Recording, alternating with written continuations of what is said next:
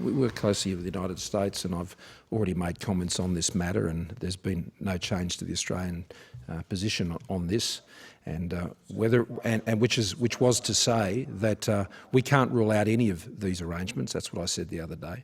But the most likely has been in a wildlife wet market, and that wildlife wet market is an important definition of what we're talking about here. There are wet markets and there are wildlife wet markets. They're two different types of things.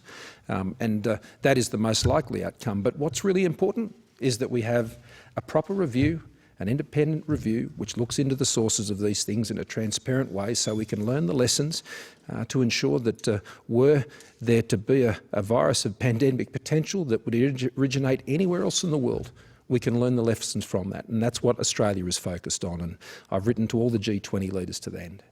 I don't want to express an opinion about it, I want to know, and I think the best way to arrive at that is what I've proposed, and as I said, I've written to all the G20 leaders this week, proposing exactly that process. I think it's on the 18th of May, the World Health Assembly will be meeting, and they'll be considering a proposal being put forward by the European Union. I spoke to Ursula about that last week. I've discussed that with Boris Johnson and many others, and I think there's good support for that motion.